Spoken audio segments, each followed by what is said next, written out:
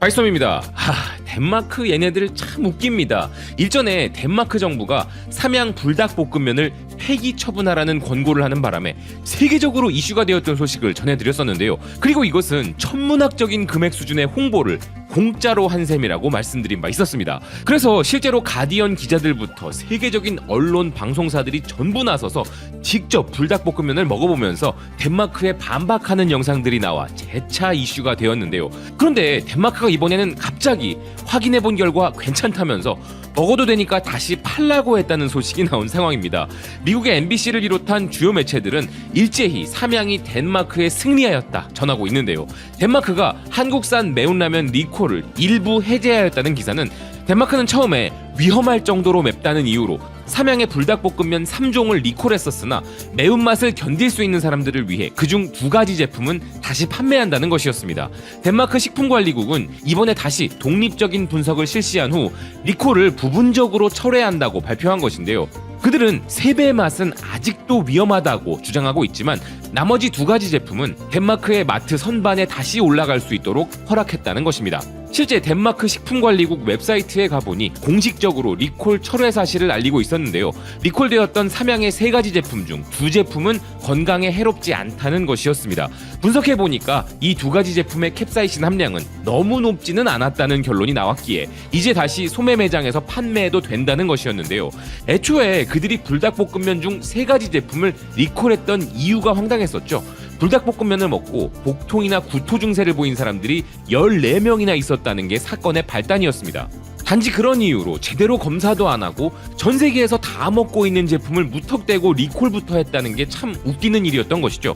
솔직히 이쯤 되면 덴마크 국부 펀드가 삼양식품 주식을 들고 있는 건 아닌가 하는 합리적인 의심이 들 정도입니다.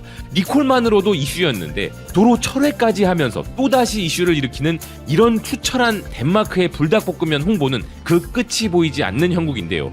영미권 커뮤니티 레짓에 가보니까 사람들은 이런 반응들을 보이고 있었습니다. 그럼 이제 덴마크에서 3배 매운맛은 여전히 금지라고 해서 또 광고가 더 되겠네? 3배 매운맛은 위험하다고 덴마크에서 금지된 맛이라고 하면 더 뜨겠다. 우리 지역에서는 이걸 판매하는 걸 멈추지 않았었어. 공개적으로 반항한 거지. 맞아, 금지되었다고 했는데도 그냥 계속 팔더라고.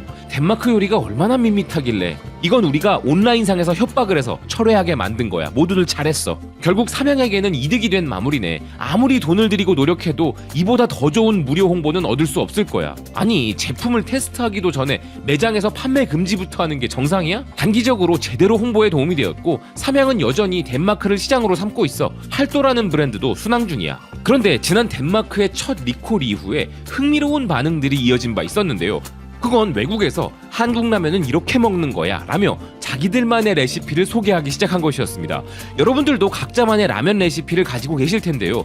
라면 끓이는 법은 실제로 집집마다 약간씩 다르고 온갖 레시피가 존재하죠. 그런데 이런 일이 외국에서도 벌어지고 있는 것이었습니다.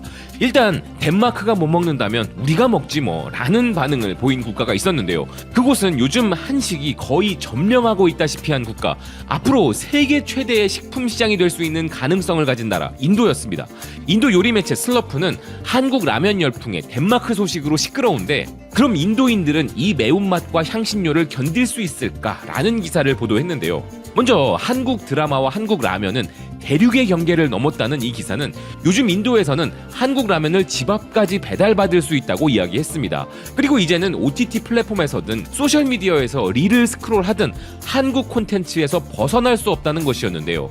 인도에서는 베이비부머 세대부터 밀레니얼 세대와 Z세대까지 모든 사람들이 어떤 형태로든 한국 콘텐츠를 소비하고 있다는 것이었습니다. 먼저 K-팝이 있었고 그 다음에는 드라마였지만 지금은 한국 음식이라는 것이었는데요. 인도에서는 한국 음식 중에서도 특히 한국 라면이 가장 인기가 많다는 기사는 한국 라면은 인도 대륙 전체에서 다양한 맛으로 제공된다는 것이었습니다. 인도에서의 한국 라면 판매량은 급증하고 있다는 기사는 그게 체감되지 않는다면 음식 배달 앱을 열어보라고 이야기했는데요. 한국 음식 배달 매장은 크게 늘어났을 뿐만 아니라 심지어 이젠 네슬레 같은 글로벌 기업들도 인도에서 한국식 치킨과 한국식 라면을 출시했을 정도이고 일본의 니신푸드도 인도에서 한국식 라면을 출시했다는 것이었습니다. 그러면서 기사는 이번 덴마크의 불닭볶음면 리콜 철회 사건을 언급하면서 매운맛은 많이 먹으면 해로울 수 있지만 사람마다 캡사이신이나 매운맛에 대한 내성이 다르기에 소화기관이 약한 사람들은 자제하는 게 좋다고 이야기했는데요. 하지만 아무리 한국 라면이 매워도 어떻게든 한국 라면을 먹고야 말겠다는 인도인들의 집념은 정말 대단했습니다. 매운 한국 라면을 안 맵게 먹는 방법까지 기사로 보도되고 있기 때문인데요. 인도 매체 와이어는 인도 사람들은 모두 한국의 매운 라면을 좋아하지만 종종 그들의 입맛에는 과하게 매울 때가 있다면서 한국 라면을 좀 덜 매콤하게 만드는 방법을 소개하고 있었습니다.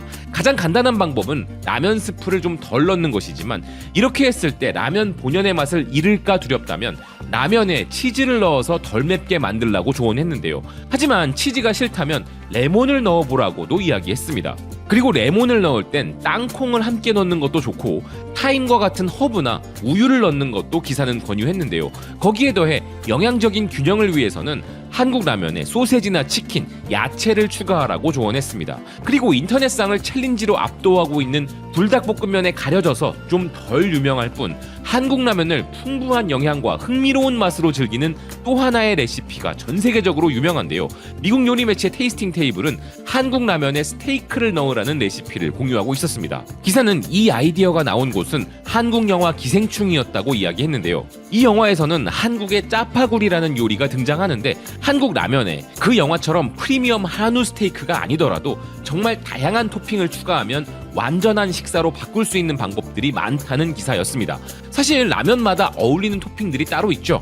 어떤 라면에는 달걀이 정말 잘 어울리고 또 어떤 라면에는 떡이 잘 어울리기도 하고 그 종류는 정말 한식의 종류만큼이나 다양합니다. 저는 라면에 참치와 만두를 넣어 먹는 것을 좋아하는데요.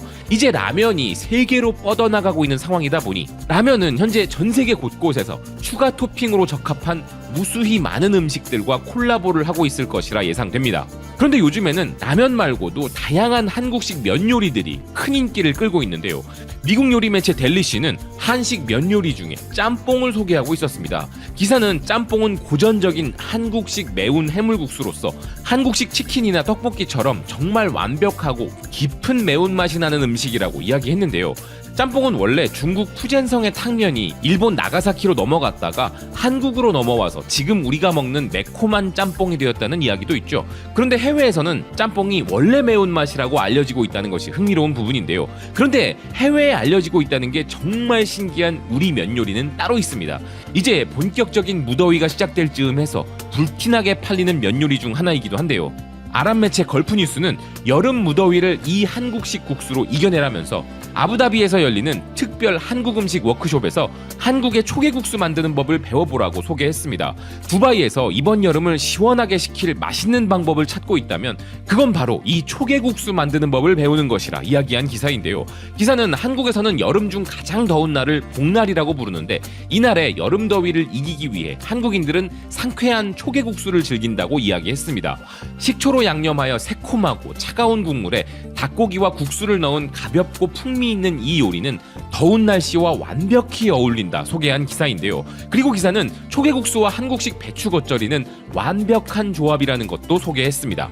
종교적 특성으로 인하여 닭고기 섭취가 많을 수밖에 없는 아랍권 나라들이기에 그 나라들에서는 닭 요리가 많이 발전할 수밖에 없었을 것인데요.